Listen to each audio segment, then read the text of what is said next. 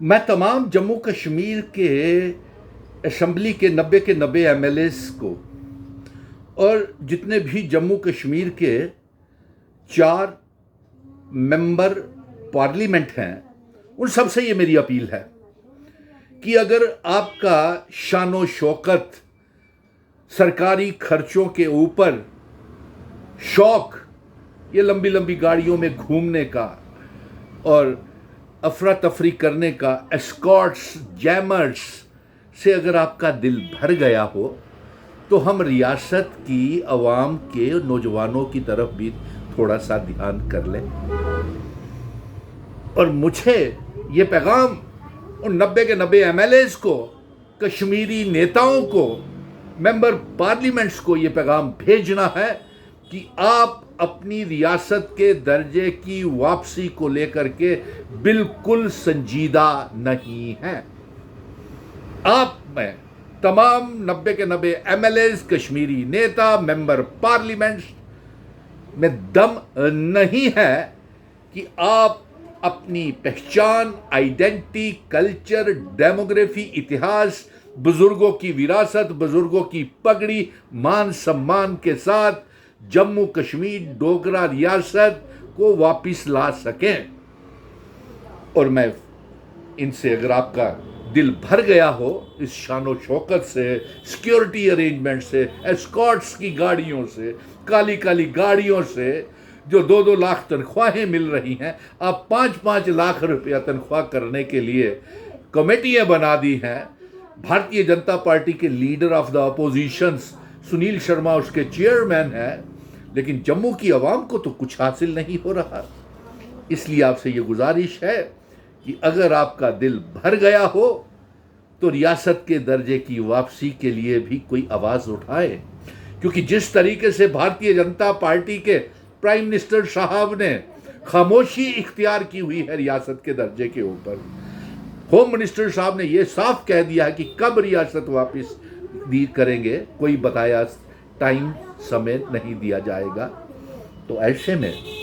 जम्मू कश्मीर की आवाम तो पिस रही है और ऐसा महसूस हो रहा है जम्मू कश्मीर की आवाम को कि हमें भीख मांगनी पड़ रही है। जम्मू कश्मीर की आवाम का यह कहना है कि जो 90 एमएलएस जो चुन करके भेजे हैं वो वोट जाया किए हैं, वो उनके वोट, उनकी उम्मीदें का सौदा हुआ है।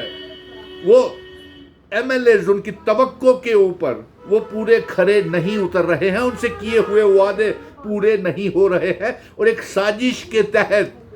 जम्मू कश्मीर की सरकार को चलने नहीं दिया जा रहा। एक दूसरे के साथ आपस में लड़ रहे हैं और एक नया गठबंधन तैयार करने की कोशिश कर रहे हैं। जिस तरीके से हाल ही में देखा, ऑपरेशन लोटस के तहत महबूबा मुफ्ती बहन का लेफ्टिनेंट गवर्नर से मुलाकात, अल्ताफ बुखारी मेरे मित्र का लेफ्टिनेंट गवर्नर से मुलाकात, और फिर सज्जाद लोन, और ये एक ग्रुप बना रहे हैं और इसमें मीरवेज उमर फारूक साहब की भी सर्विसेज को लिया जा रहा है। तो एक नया कम्बिनेशन आने वाले दिनों में हो सकता है। लेकिन अफसोस इस बात का है कि 90 एमएलएस जम्मू कश्मीर अपनी पहचान, शनाखत, वकार, जिस जगह पे आपका जन्म हुआ है जम्मू कश्मीर में, आप उसकी पहचान वापस नहीं लाना चाहते। क्या आपका खून जो है वो पानी हो गया है,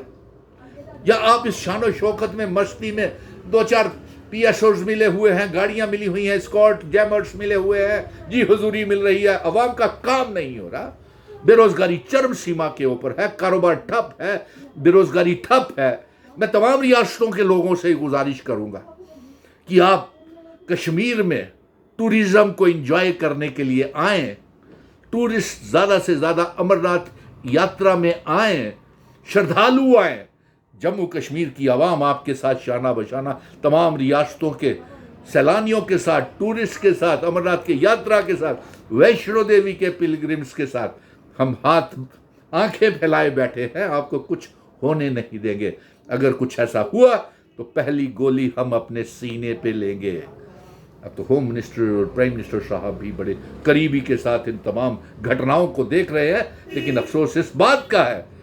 कि वो रियासत का दर्जा हमको वापस नहीं दे रहे। प्रधानमंत्री जी, आप भी वादा खिलाफी कर रहे हैं। आखिर में फिर से आपको ये जो 5 अगस्त 2019 को मैंने जंग शुरू की थी, ये आगे भी जारी रहेगी। और इस जंग को, इस आपको एमएलए बनाने के लिए जम्मू कश्मीर की 1 करोड़ 30 लाख अवाम ने सड़कों से लेकर के 5 अगस्त 2019 के बाद सुप्रीम कोर्ट तक ये जंग लड़ी थी, और वहां से ये 30 सितंबर से पहले चुनाव करवाने को जीत करके लाए और रियासत के दर्जे को जीत करके लाए 90 एमएलएस। यहां तक उनके मुंह से एक शब्द नहीं निकलता कि डोगरा रियासत, हिंदू मुस्लिम सिख ईसाई गुज्जर बकरवाल चिनावली पीर पंजाल पहाड़ियों की रियासत हमें वापस की जाए। सो इस मौके के ऊपर मैं ये भी कहूँगा कि आने वाले दिनों में शायद कोई रिजर्वेशन को लेकर के कोई विवाद ना खड़ा हो जाए, इसके साथ भी बड़ी गहराई से सोचना पड़ेगा। और ये भीख मांगने वाली बात, ये मिन्नतें करने वाली बात कि हमारी रियासत हमको वापस दे दो, ये हम कतई